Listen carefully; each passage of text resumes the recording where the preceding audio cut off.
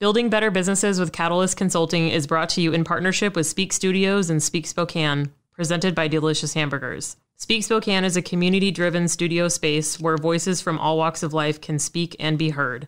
You can find them on Instagram and Facebook at Speak Studios, Speak Spokane, and at their website, speakpodcasting.com. Speak Studios, speak and be heard. Building Better Businesses with Catalyst Consulting is brought to you in partnership with Spin City. Spin City is an indoor cycling studio that strives on making sure everyone feels welcome and comfortable. At Spin City, exercise is more than physical, it's a mental workout. When you come to Spin City, you become family. Spin City is family-owned and believes supporting our community is the most important way to help grow our city. Email them now at info@spincityspokane.com or call anytime at 509-919-4824. We're all spending a little bit more time at home, so let the Furniture Outpost serve your needs. Locally owned and located in the heart of Spokane's Monroe Business District, the Furniture Outpost is there for your furniture needs. Sofas and love seats, sectionals, dining room, bedroom sets, mattresses, and so much more. No matter what you are looking for, they have it. Financing is a breeze with the Furniture Outpost. Come see them at 2801 North Monroe Street. Hey guys, we're excited to announce that we have recently partnered with eBay. If you're looking for awesome deals on exclusive and select products, click the link in the description. This week, you can get up to 50% off select Apple products, and that offer ends March 31st, so take advantage while you can.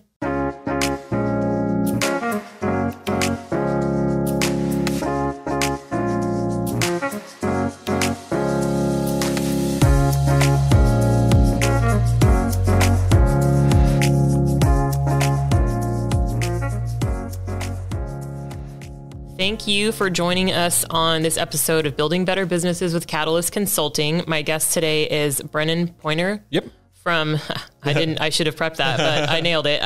With Speak Studios, and he is the executive producer of Speak Studios and also has been a longtime podcaster. So we met when I came in here and started doing podcasting, and I was like, hey, do you want to be on my podcast? And he was like, hell yeah, I'll talk about podcasting all day long. Yeah. So thank you for being here in your workplace. Thank you. It was easy. It was a 10-foot walk. Yep. From my desk. So this is, and you're the second person to ask me to be on their podcast of our creators here at Speak. And I was very excited. I've never been on podcasts until just this last 2 weeks, always hosted and created my own podcast, but I've never been invited on a podcast. Oh, so I appreciate the invitation, and I'm excited to. I haven't listened to your podcast, to be honest with you, I'm excited for the format. And we've only got the one out so far, and then I think one other one edited. I think so.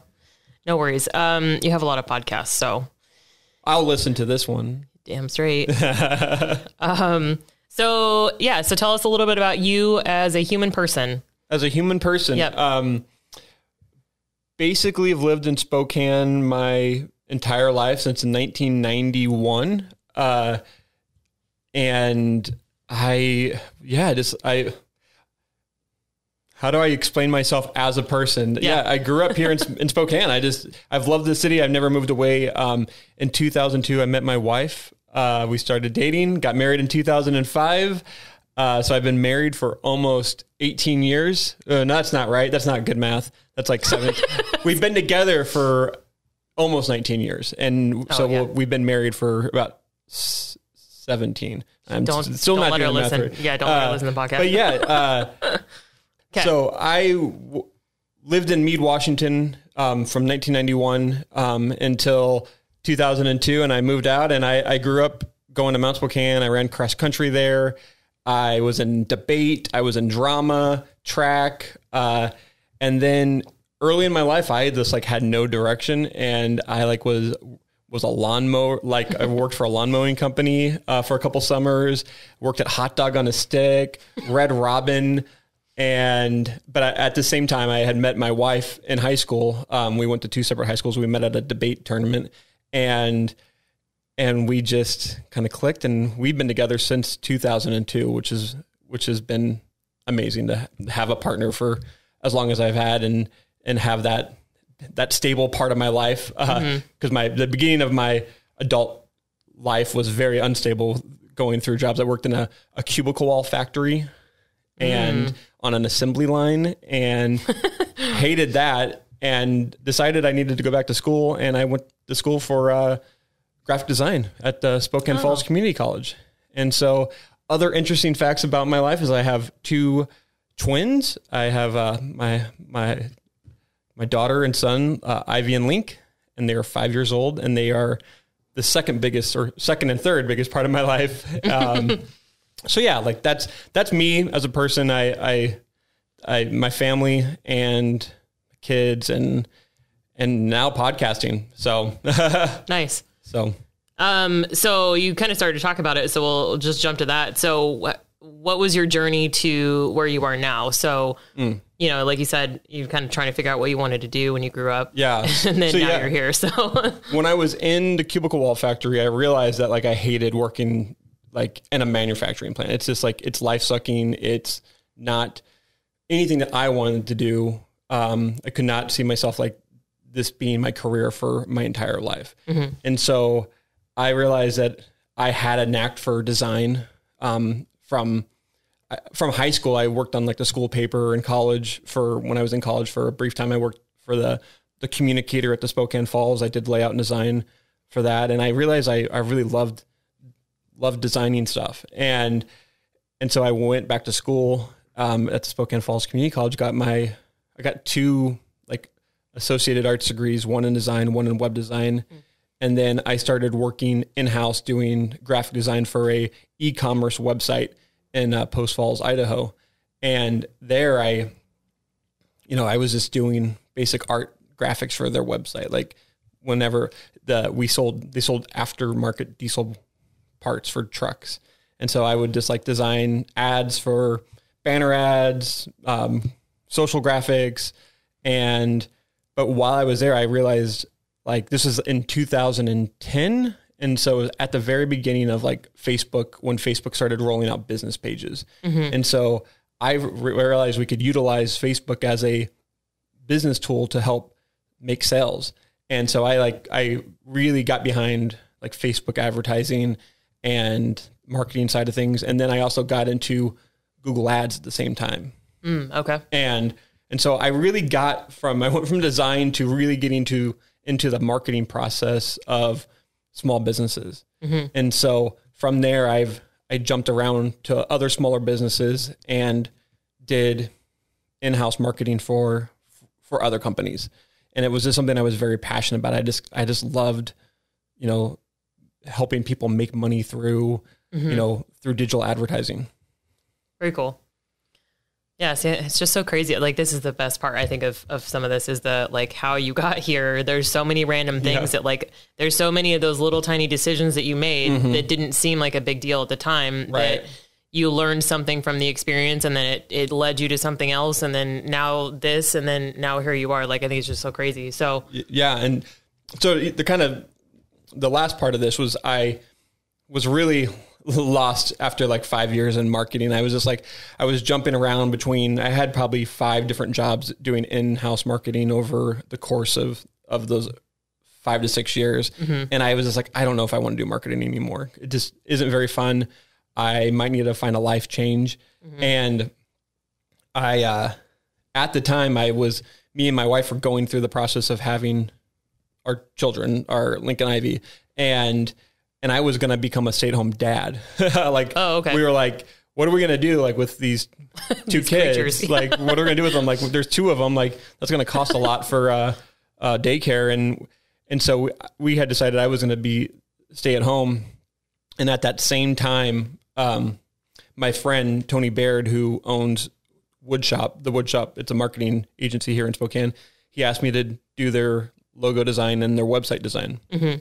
And so I helped him create that. And it was kind of like a handshake deal. I was like, if you ever need to hire someone to help you with digital marketing, specifically Google ads, Facebook ads, social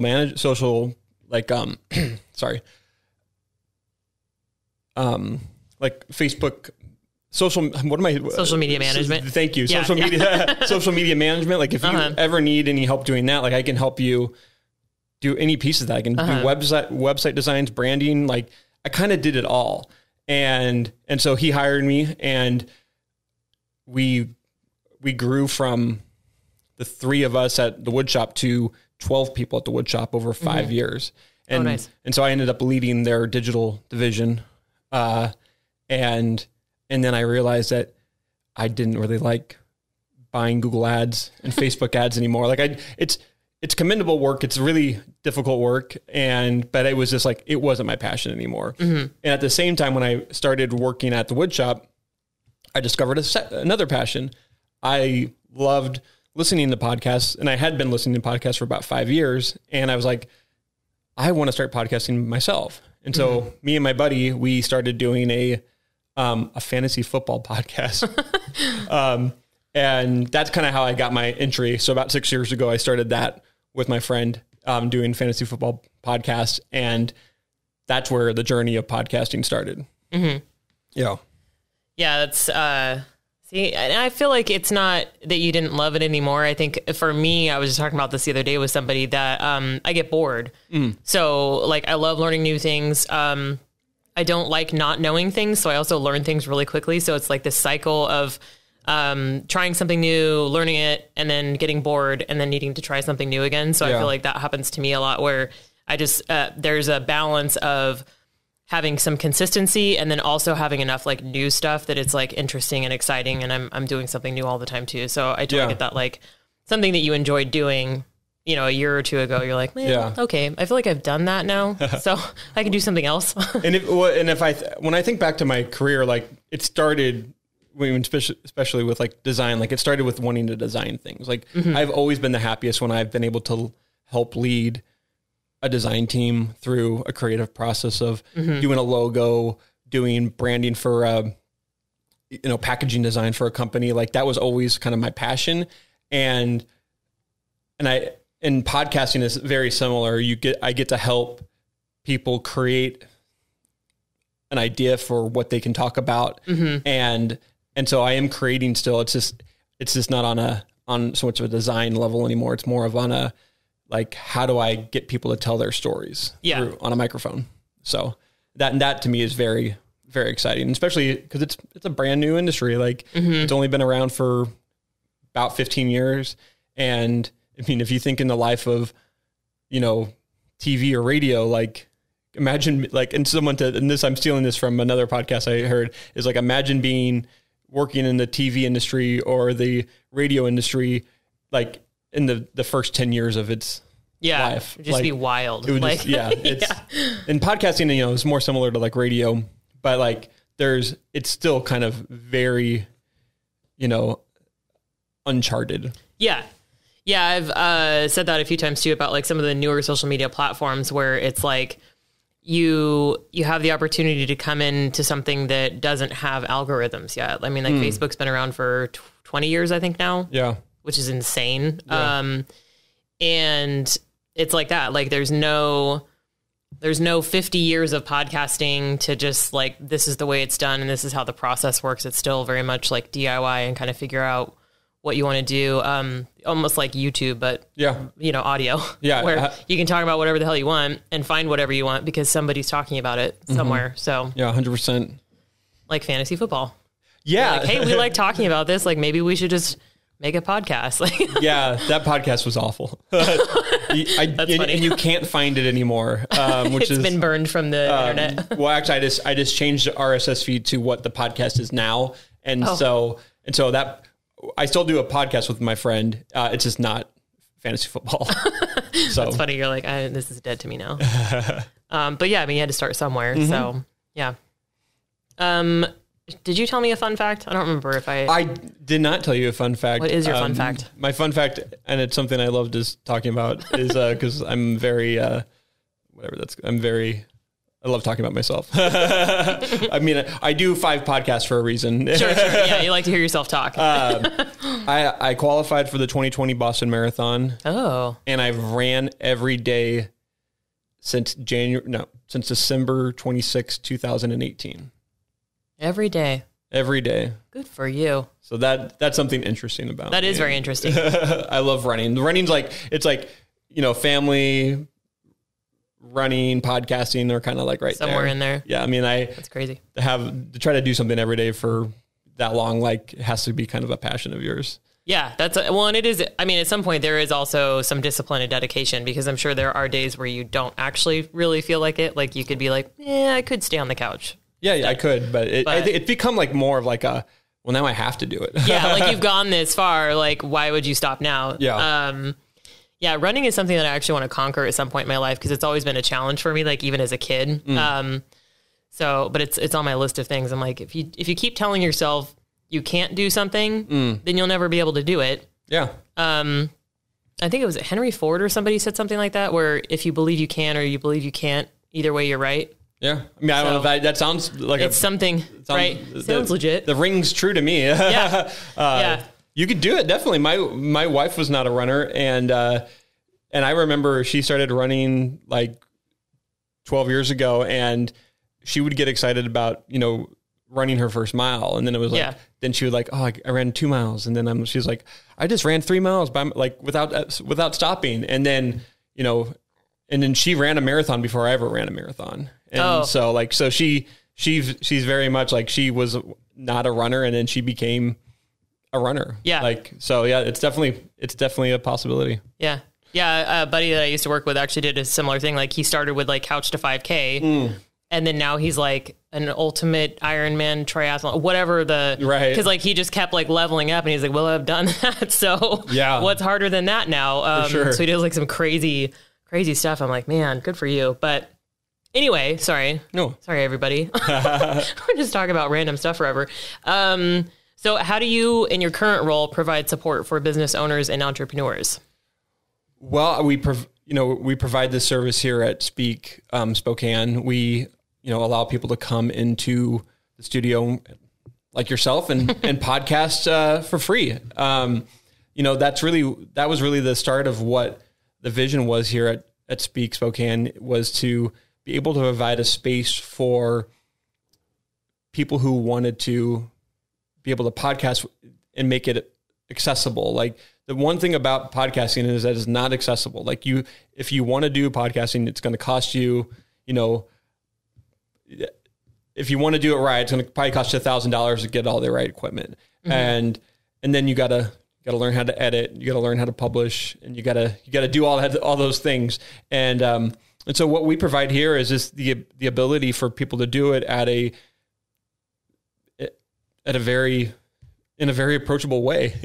We just, and so that's how I support, entrepreneurs and business owners that's really what we wanted to do at Speak, was get people that, wanted to utilize podcasting as another marketing tool for themselves. No, that makes sense. Cause that's how I ended up here. Somebody told me about this. My friend, Sarah Brown, she's a VA, and we were just talking about something randomly, and she mentioned it.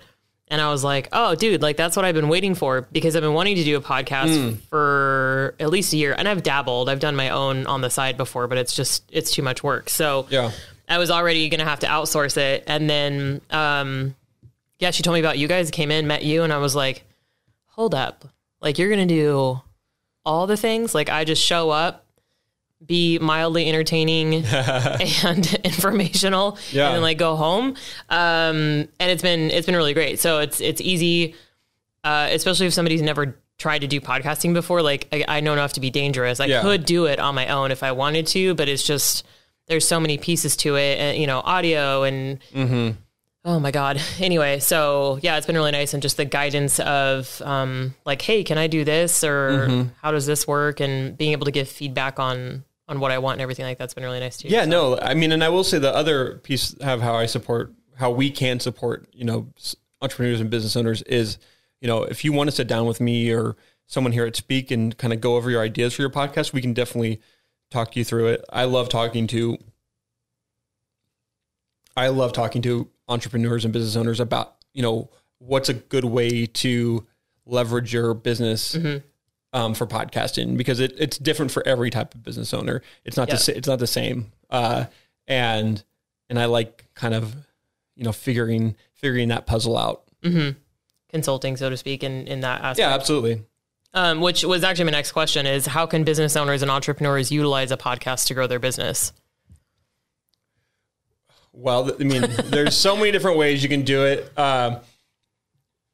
I mean, specifically, yourself, you've started this as a way to connect, business owners, entrepreneurs with tools to better their business. Mm-hmm. And so that's one way that you're bettering your business is you're providing this tool to entrepreneurs. And so I think this will be a great entry point to consulting people. Mm-hmm. Kind of gives a face to your business. It gives a voice, mm-hmm. and it provides invaluable content for people that might become a client of yours. Mm-hmm. Same goes for, we work with a couple of real estate agents here at Speak, and, you'd think that what they're going to talk about would be very real estate oriented, but they just podcast about Spokane and coming to Spokane. What can you expect when you come here?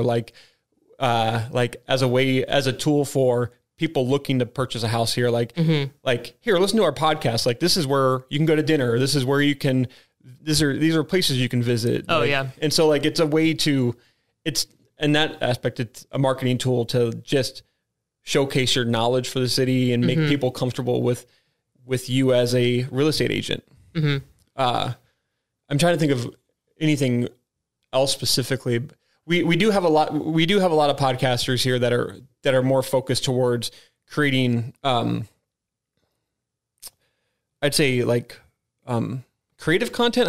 It's not I wouldn't say that's it's just it's more of a hobby. It's more about the podcast. It's more about the podcast. Yeah. It's for example, our producer Mason here, he has a podcast called On This Day. And so every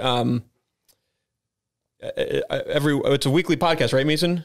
And so on this day, the day the podcast comes out, they talk about history topics, what happened mm-hmm. on this day of February 18th in 1968. Mm-hmm. Something happened, some historical event happened. And so they talk about that. And that's cool, yeah. And so, and even that could be utilized as a business tool. If you're, any type of podcast could be used to really market what you're doing. For example, I do a podcast called Speak Spokane, mm-hmm. and Speak Spokane, similar to a couple other podcasts in Spokane, but it features people that are moving and shaking in Spokane. Mm-hmm. And it's really just a way to utilize what we do here in this space. I'm doing a podcast in our studio, and you can come, I was trying to get people to come start a podcast here. So there's different ways to market your business through podcasting. Well, I feel like there's a lot of kind of overlap sometimes where somebody who maybe say they're a creator of things, they make products and then they sell them. I have a friend / client who does custom wood signs, and she's at a point where she could possibly do something like DIY stuff, talking about her experience, because she does a lot of that in her stories. She's really great with social media.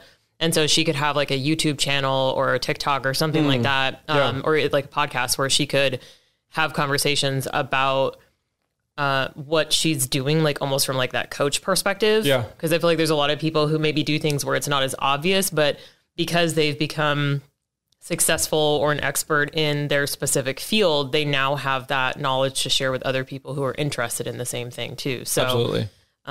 Yeah. And for me, it was one, I've met a lot of people who have tons of information and are great resources for small business owners and entrepreneurs. And so I wanted to help kind of amplify that, because a lot of the things that I know now, or the people that I've met, I didn't even know were options until I started going and talking to people, building my network, expanding my sphere. Yeah. All the other business buzzwords. But so I was one, I think people need to hear it. And two, it is a good marketing strategy because of what I do specifically. I'm here's all the resources. So I may not know the answer to everything. Mm-hmm. I know a little about a lot of things, but I can find you a person and I can connect you with people who do know the answers, and I can answer some questions. I now have the knowledge because I sat and talked to Brennon, or I sat and talked to Carrie yesterday. Mm-hmm. And now I have these pieces where I'm oh yeah, so actually this is what you would need and this is who you would need to talk to for it. Yeah. But it is another, like you said, I think entry point to the business. So it's another way for me to reach people and for people to be like, oh, okay, like she has some helpful information and she's mildly humorous. Yeah. Sometimes. Yeah, for sure. I don't even swear on this podcast. It's like, man. Oh, you don't? Oh, man. No. I mean, I think I've said like hell, and I think I said shit. I think you can say the F word once, or I think you can cuss once and it can still not make the explicit rating, but I don't know if that, I don't know if that's exactly true. Right, like if I was like dropping a bunch of F-bombs, then maybe, but yeah, so anyway, so that's really cool. Okay, so you can kind of find whatever your level of expertise is and what you want to share, and then use that to kind of additionally market your business, basically. Yeah. So. Or not, just podcast. Or and just promote your business on your podcast, and then that's a way to really to utilize it as well. So. Yeah, because I feel like a lot of people, they find somebody that they like and they connect with in whatever way, whether it's on podcasting or social media or something, and they kind of, it leads them into all the other things, like even if they weren't necessarily interested in it at the start. Right. But yeah, now that I've been podcasting, especially because I've been doing so many, I'm like, oh, I could do a podcast on this. Like I could do another one on this because I love it. I love especially like interviewing and talking to people. It's like one of my favorite things. So that's exactly why I started doing podcasting, was like doing more podcasts, because I was like, I need to branch out and learn how to do this at a more professional level. Because when I was starting with my buddy, it was just like we were recording a podcast on our phone. Like I was using a dictation app that I could call him and record our phone conversation. And it sounded like a phone conversation. It sounded like a phone conversation. It sounded like crap. And I was like, if I want to become a real professional podcaster, like I need to go buy the equipment. And I need to find a podcast I can do locally with people. And then that's how it started. That's how I ended up getting to speak. Yeah. Yeah. Well, that's cool.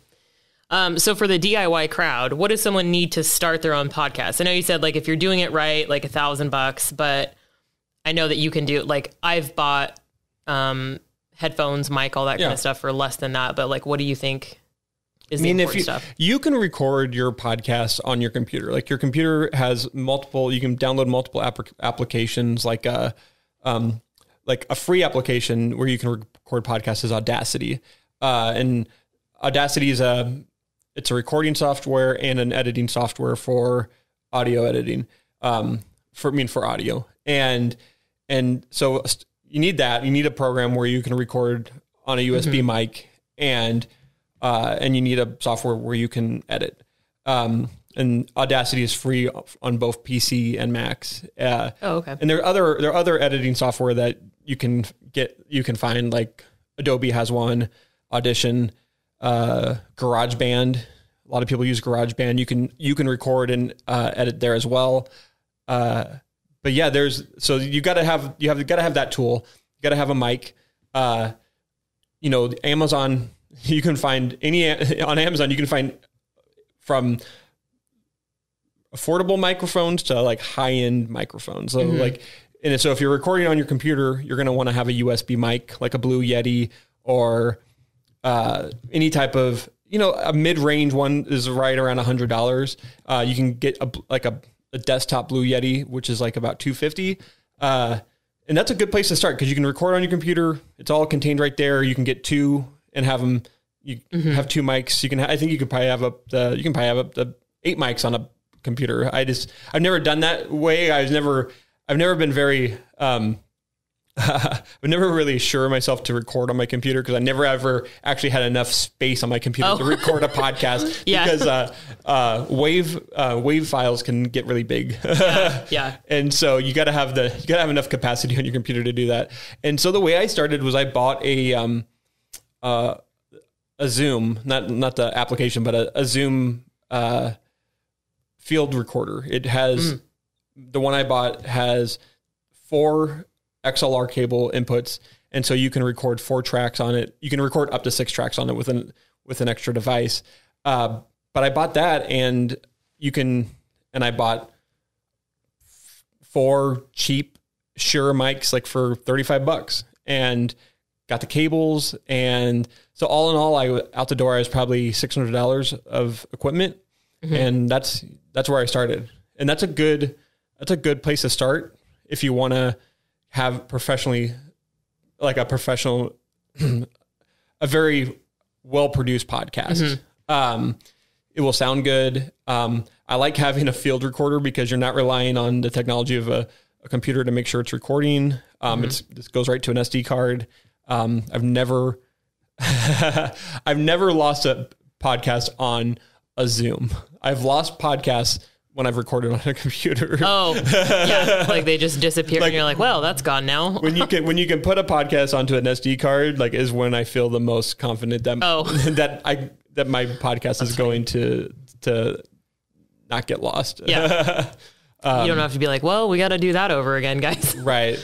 So yeah, that's a good place to start if you're gonna do it yourself. Okay. Well, and I know, so for me, like I've done a few different ones, and I've done a combination of remote and in person. And so for in person, I use Blue Yeti, the little snowball one. Yeah. And I think I got a kit that was like the snowballs, pop filters, and headphones for like $140 or something like that, like with some crazy package deal. So that was cool. And then I already have my laptop, which is a Mac, so it has, GarageBand, all that kind of stuff on it. So that part was pretty easy.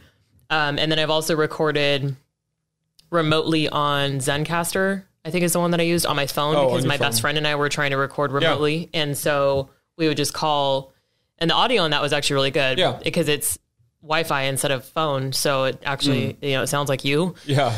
But yeah, and I think from there, it's like the technical stuff that gets confusing. Like the recording of the podcast is relatively simple. Yeah. It's like all the things that happen afterwards.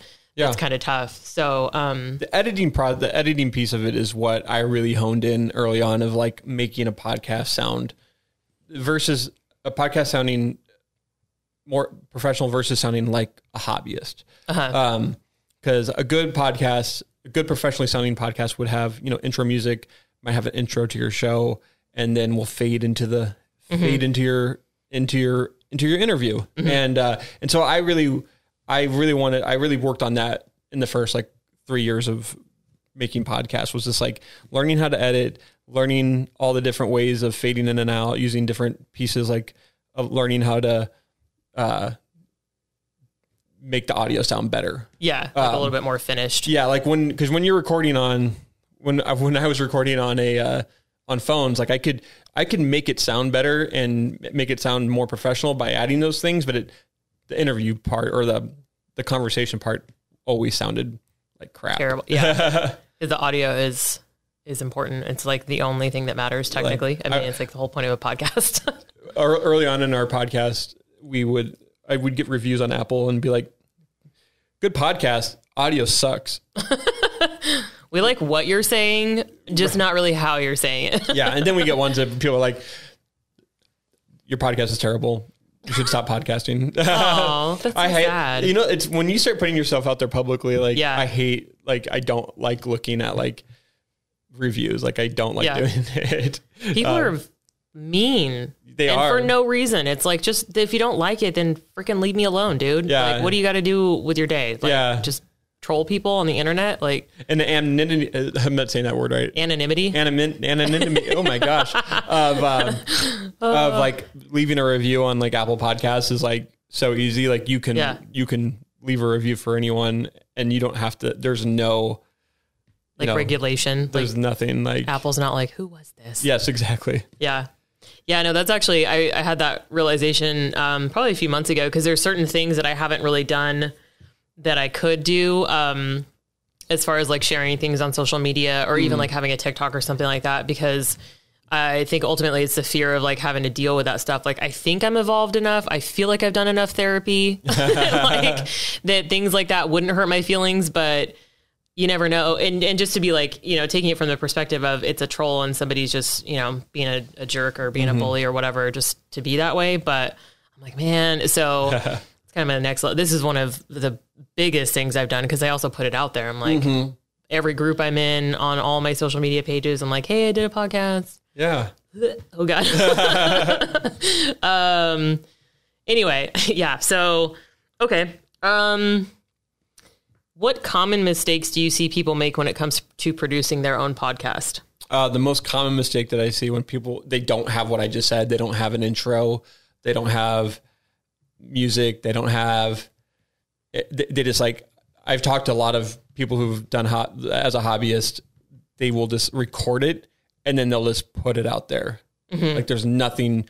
There's nothing. Just like the raw audio, basically. Yeah. It's just like what I recorded and I just put it out there. A lot of podcasts exist on that level. And, you know, I think there's this, I call it the Joe Rogan effect. Because not everyone, but there's been a lot of people I've talked to over the last 6 months that the first person they compare their podcast to is Joe Rogan. Mm-hmm. And I will say this, Joe Rogan does not just put his podcast out there without any production value.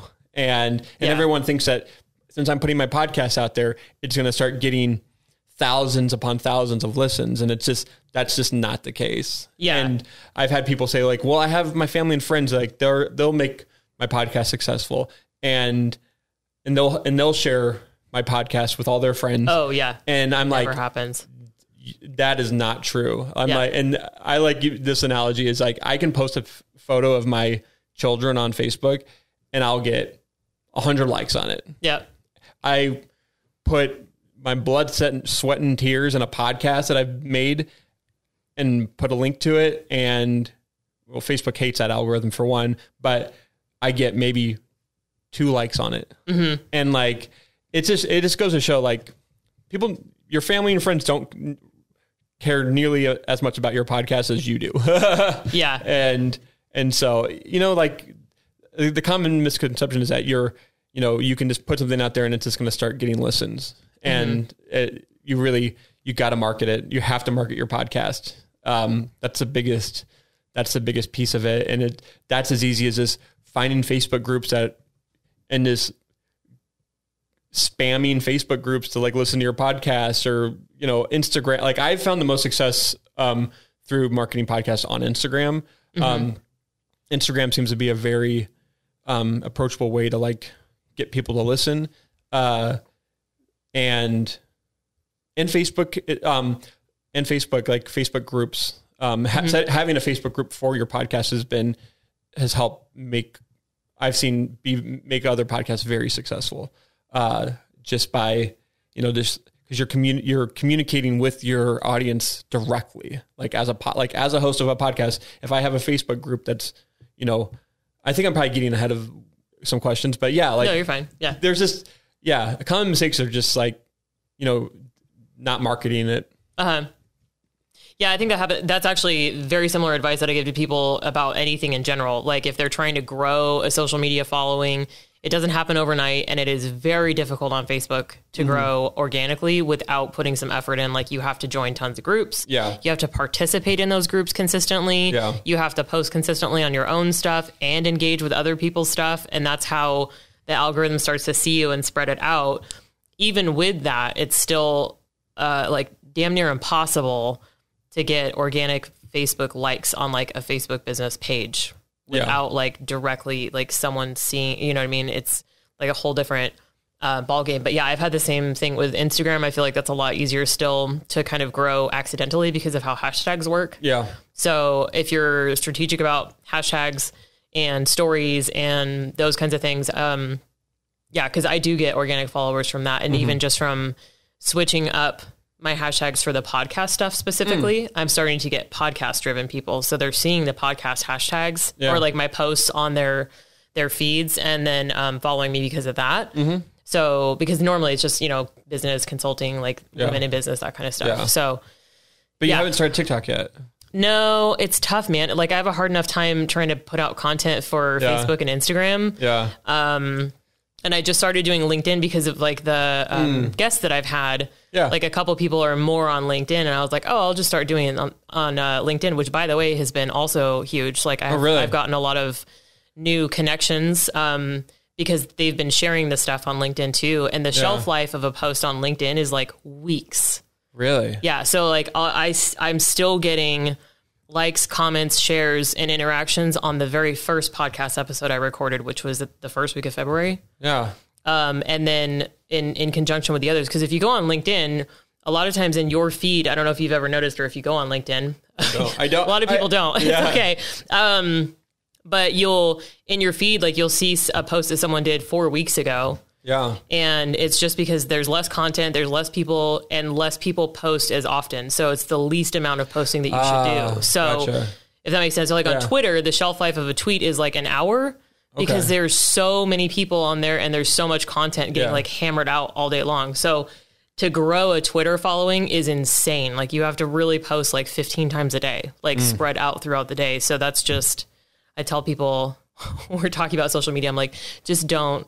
If you're already uncomfortable with the idea of social media, don't have a Twitter. Like, just don't do that to yourself. Yeah. It can be really great, just like anything. But so anyway, sorry. Social media. No, I digress. I love talking about, like social media is like where I made my, like where you started. Where I started, like I grew a Facebook page, like a business page in like 2010 from 0 followers to 20,000 followers. Oh, that's crazy. In a year. And so like that's nothing today, but like, but it's hard to do. It's harder to do today. Well, yeah. And it was pretty easy to do back then. But TikTok amazes me just because of the virality of everything and how one thing that someone posts can just get like, I had like 1 million likes. I had a guy who does a podcast in here the other day say like, he posts daily on TikTok, sometimes twice or once a day. And one of his posts got 100,000 views. Yeah. And like, you just kind of like have to just get lucky. That's 100%. But it's easy to do still on TikTok. Because he made a good point about TikTok. I'm sorry for going down this rabbit hole. No, you're fine. But like he mentioned that of the 80 million people on TikTok, and that number is probably a lot bigger now. Only like 20% of those people make content for TikTok. Mm-hmm. And so there's 80% of these profiles that are out there that don't have anything in their feed. And so the like sounds like LinkedIn, the ability to get traction on something is easy because of how there's a lot of people, but they're not all actually putting out content. Yeah. And if your content, if you get into a good algorithm, like you can definitely get those follows and why I think views are more important on TikTok than the follows. Yeah. Cause it's just the two choices. It's like basically your timeline, which is your For You page. Mm-hmm. And that's just where like random crap, and I'll go between both of them because I only follow people that so if I see a video that I think is super funny or entertaining or whatever, I go to their, because I learned this the hard way. So I actually go to their profile and start looking at a couple of other videos. And like, if that was the only video of that type of video, like if it was a funny cat video, but then that's not the rest of their content, I'm like, I'm not going to follow you because I don't care about your shower thoughts. Right. But then people tend to have like a thing that they do. Like there's a gal that's a romance writer and her whole thing is doing reactions. So she'll do a duet with somebody. So like if you post a video, then I can duet you and we're both on there at the same time. So it's like me interacting or whatever. It's pretty funny, but it'll be like thirst traps. So all she does is react to dudes like thirst trap posts. And so it's just funny because her facial expressions and everything are just hysterical and she's a romance writer. So it's like in the vein of what she does. Right. But that's like all of her content. Yeah. Which is, I'm like, how's this? Like what?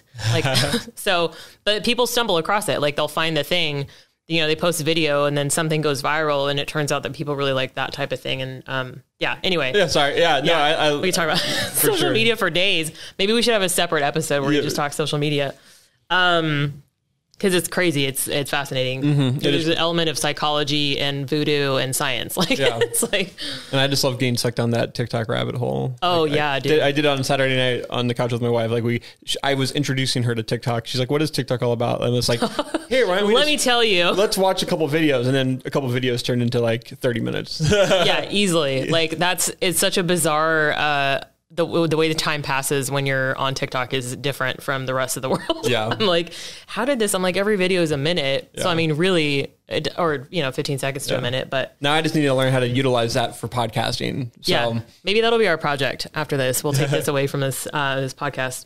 So anyway, I feel like it's still helpful information for people to know. Absolutely, it's like a little bonus content. Like you thought you were going to learn about podcasts, but wait, Brennan and Kristen are just going to ramble for 30 minutes about social media. Anyway, okay, so let's see, we talked about common mistakes people make, and what would someone need to know about getting their podcast onto various platforms? So I actually just saw this question in a group. Someone was asking if you have to pick platforms or if you should, for example. So that piece, and then also how do you get on a platform? Well, you want to start by finding a hosting site. So you want to go to a place like Anchor.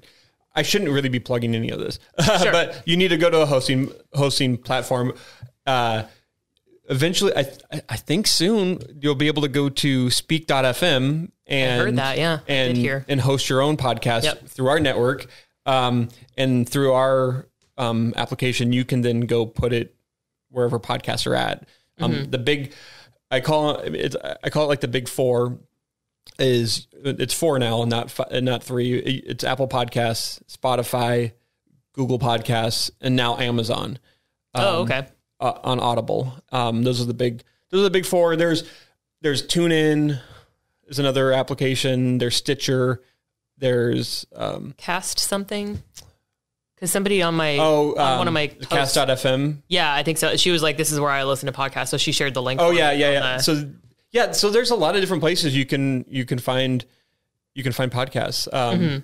And so, but you want to host it somewhere, and you want to basically what you do is you create an RSS feed, and then it's like a link, and that link then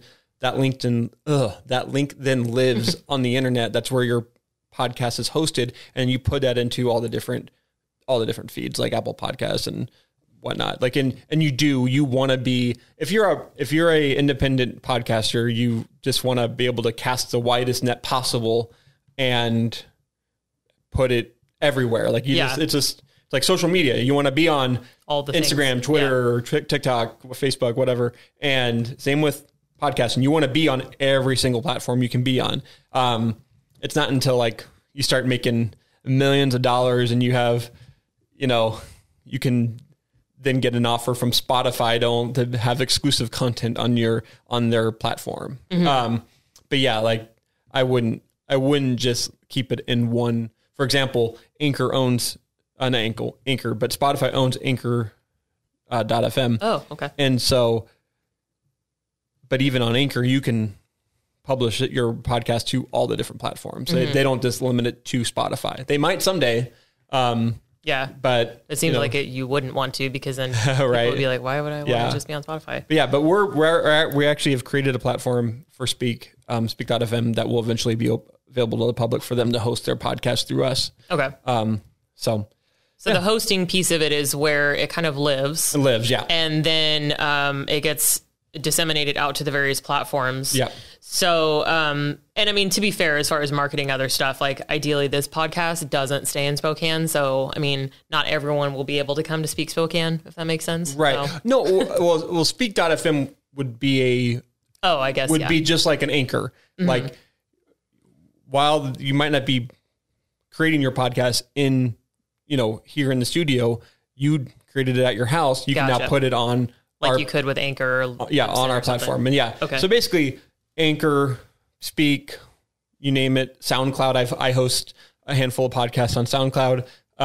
They just act as a hosting platform. Mm-hmm. That's where your podcast lives. And then, this goes out to the ether, to the podcasting ether. Yep. So what's that process like? Is it something that just happens? So if I download or upload whatever direction my podcast onto Anchor, does it just automatically go to the platforms, or is that a process that I have to choose? There's a setup. Well, obviously there's a setup piece of starting your podcast. When you start your podcast from the beginning, mm-hmm. your podcast has to be approved through all these different platforms, and you want to make sure your podcast can be approved for Apple, Google, and those platforms. But yeah, some of them have a holding period. Sometimes it can take 72 hours for podcasts to accept your RSS feed. Mm-hmm. But then once your RSS feed's accepted, your podcast will go up pretty much immediately within an hour. Okay. once you start getting your podcast, once you start uploading it, it will, and you've been approved, it will start going up. Because like for mine, we did my trailer episode, which was just a few minutes or whatever. Yeah. And then that went out so that my podcast was already approved before my actual first real episode went live. Right. So, and then I know you were telling me that Apple sometimes takes a little bit longer, 72 hours, give or take. And then it might take a little bit longer right now just because podcasting is kind of booming, right? Right. So. And Apple's weird because there's a bunch of, and this is going to get a little bit into the technical side of things, but like, for example, a lot of podcasting, like hosting sites, like they just have a button you can press. Like I want to have my podcast on Amazon. I want to have it on Google. I want to have it on Spotify. It's literally just a button you press. I want to have it here. For whatever reason, Apple, if you want to submit it to if you want to submit your RSS feed to their app, like you have to go in and do it manually. Like there's no API for it to just automatically happen. Like you have to go in there and just press submit and sign into your Apple ID account. And so like, and for us, like we have to have all of these podcasts under one email, but we have 3 different people publishing the podcast. So it gets a little bit cumbersome sometimes for Apple. So that makes sense. Yeah. So how do you go about monetizing a podcast / can you make good money at it? People want to know that. I giggled when you read this because it's like, I mean, my dream was to be a bajillionaire from podcasting. Well, my dream was to make money podcasting. I mean, I guess I've done that. I mean, here we are adjacently by helping people create podcasts. I'm not making money with my podcasts themselves. But there are ways to make money doing podcasting. A lot of the money that like specifically hobbyist podcasters would make money from is on a cost per thousand model. So for every 1,000 listens your podcast would get, you would then get paid out. Like I know Anchor does a CPM model like that, where you can record commercials for them. They'll give you like a script, you read it, it then lives there, and then you can choose which commercials go into your podcast. And if your podcast gets 10,000 listens, you'll get a certain CPM back from Anchor. Okay. And we're working on a similar model here, but getting 1,000 listens on a podcast in a month for a brand new podcast it can be difficult. Yeah. And, but can you make money? I think like as a small business owner, it might be, it's possible. It depends on how much you want to market it. One thing that we're working on is being able to distribute our podcast through YouTube. And, small business owners can, I would say, like, if you are starting a podcast, like utilize video as an option for your podcast so you can then publish it to YouTube. And that way you can get into, Google's or YouTube's monetization program. You do have to get to 1,000 followers. Yeah, it's like a lot. It's like 10,000 hours of listens or something too. Yeah, and that's true. Lot. It's a lot. Yeah, and so to get to that level, you do have to create a bunch of content, and you can even just do basic content. You can do like just an image on YouTube and publish it out there. But yeah, there's a lot that you have to do to monetize through YouTube. That's one way a lot of people have been monetizing YouTube. But you can also start, another way people like to monetize their podcast is through Patreon. Patreon is patreon.com. A lot of YouTubers or podcasters use Patreon as a way to gate content, like exclusive content for their fans or listeners. And you can, sometimes you can get access to the podcast a day early. You get access to a after show. You might get some swag, but Patreon is a monthly subscription service where you say, I'm going to give this podcast or YouTuber or influencer $5 a month, and I get exclusive content. And it's kind of like Kickstarter in a way, like it goes from, the basic $5 a month to you can give someone $1,000, or $100 a month, and you get tiered. You get tiered content in that way. And that's another way to get, to make it profitable for you. Yeah. There's a lot. And that's a very, very popular new way that people have been able to monetize their podcasts. I've actually seen that with TikTok people too. Like they have a following on TikTok and then they've gone over to Patreon. Like one guy is like, I don't know if he's doing like nude content or nearly nude. I didn't go look because I'm like, I don't want to pay for what is happening? So he has this whole like thing on, the reason why I found him is because he started doing a thing about how to take care of introverts. It's like, if you know an introvert, these are the things that are important. And it just like kept going because people are like, yes, I'm not alone. Like, I'm not just a weird little hermit.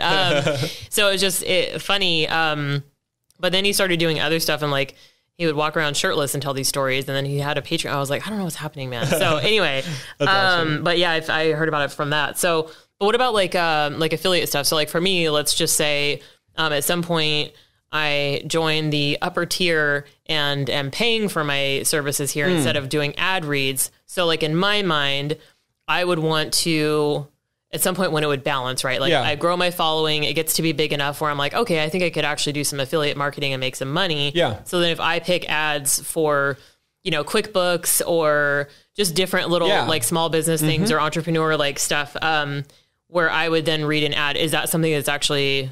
Do you think that's actually doable? Like people actually? Yeah, it's definitely in the works for us too. Like we had you read an eBay affiliate thing at the beginning of this. Like, there's definitely going to be an option in the future, and this was not ever just for exclusive creators. It was for all of our creators at Speak. Is that we want to have a way for our creators to monetize themselves through their podcasts. And the biggest struggle for what we've been doing here at Speak is the advertising aspect of it. Is like, how do we make advertising possible for our smaller podcasters and our smaller like listenerships and help support them. And there's definitely, we definitely have things in the works. It's a bigger process than we originally thought. And it's really difficult to be like, we're going to advertise on we're going to use advertising on your podcast to help make Speak money. But if you're only getting like 50 listens a show, like that just it's not equitable, for us as or for the advertisers, they want that, they want to get those listens. Like they want to have their name be read, 1,000 times. And that's when it starts making sense.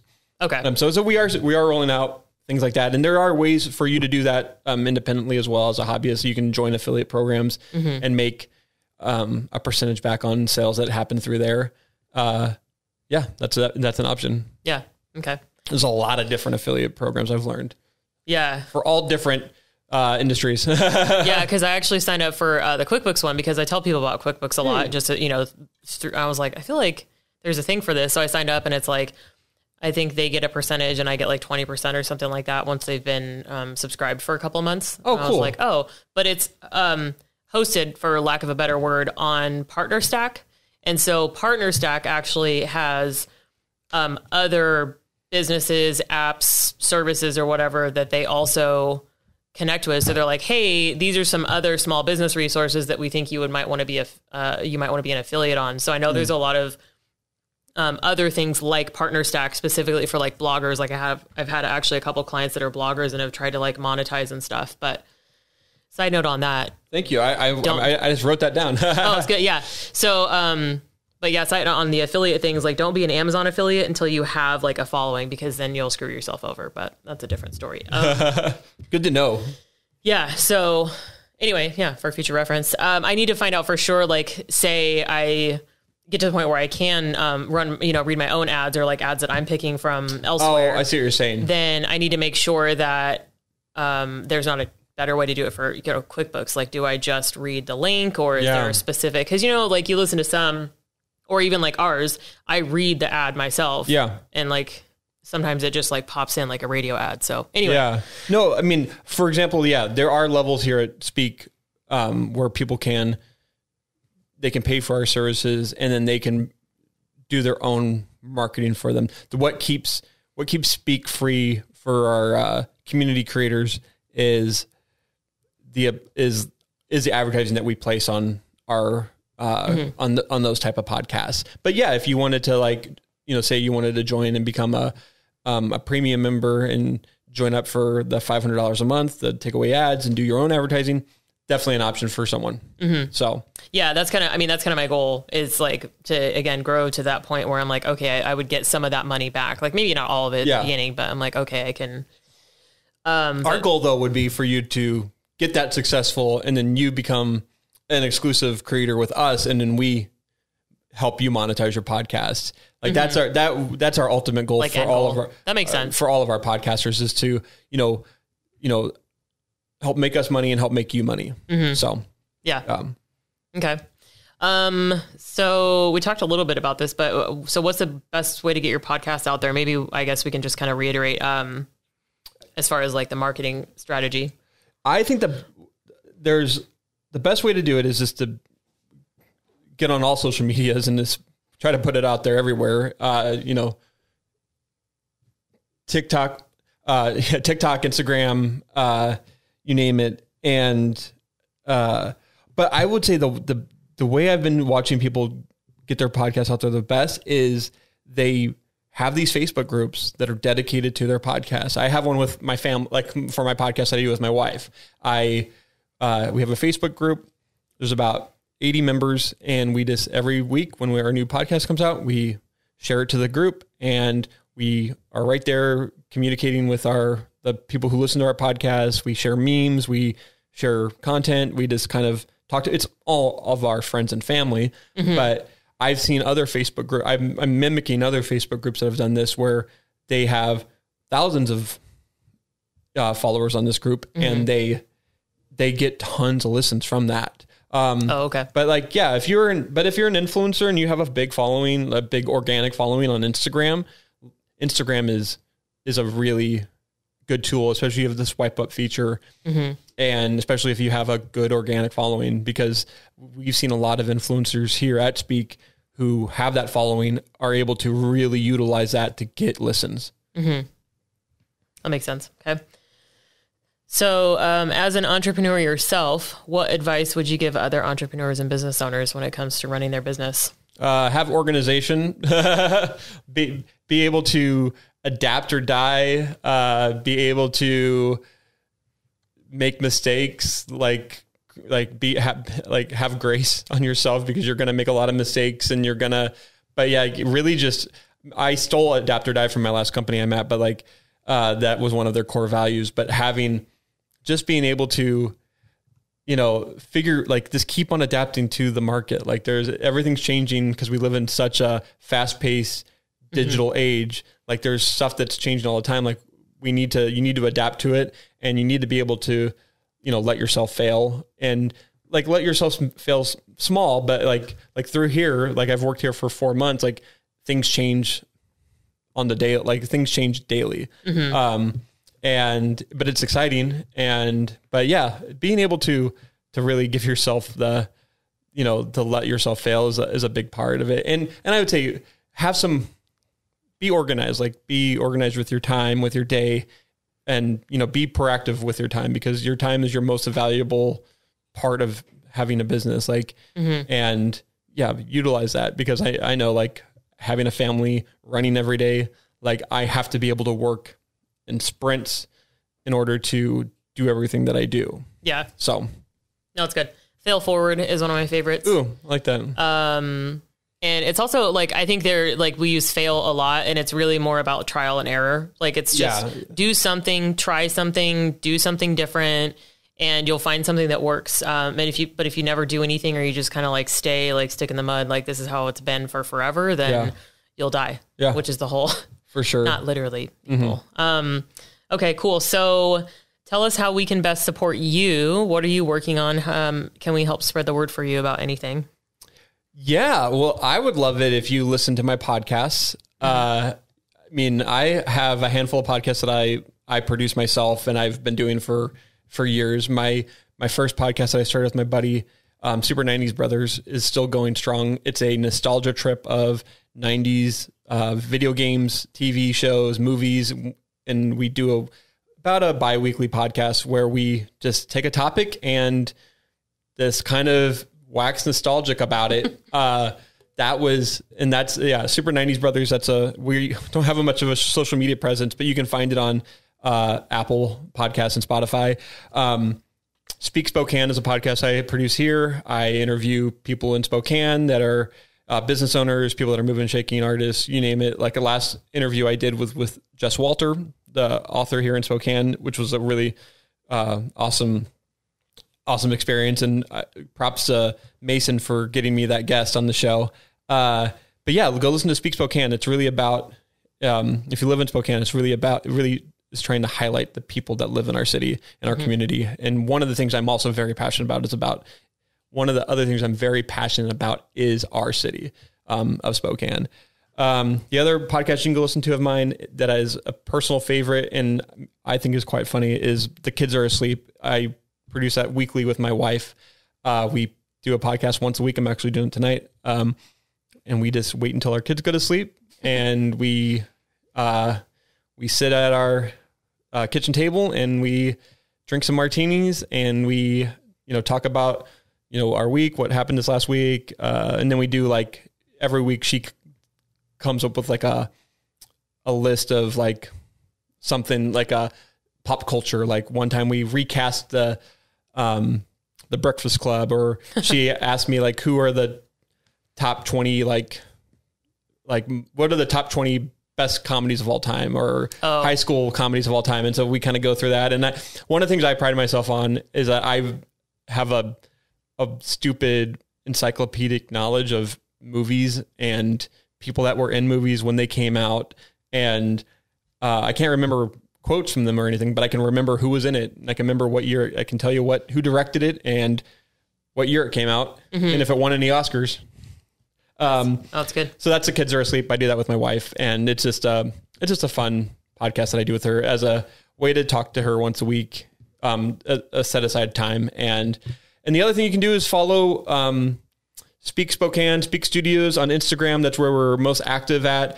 And you can follow me on Instagram personally at Digital Craftsman. That's the moniker I kind of called myself when I first started working for the wood shop. I do a little bit of it all, of digital media, and you can find me there. And if you want to follow me, okay, very cool. Reach out to me, slide into my DMs. Yeah.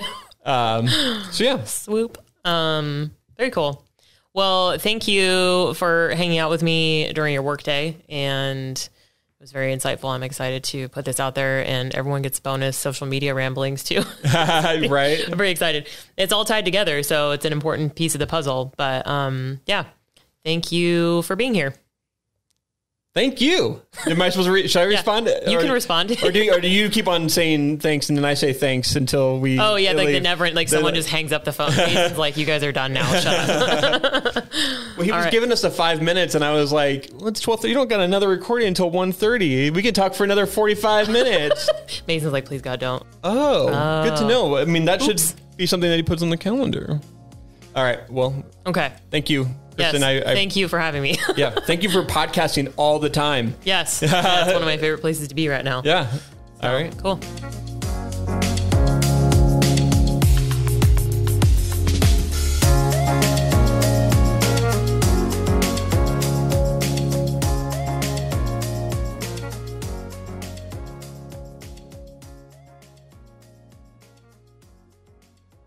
This podcast was produced and edited by Speak Spokane.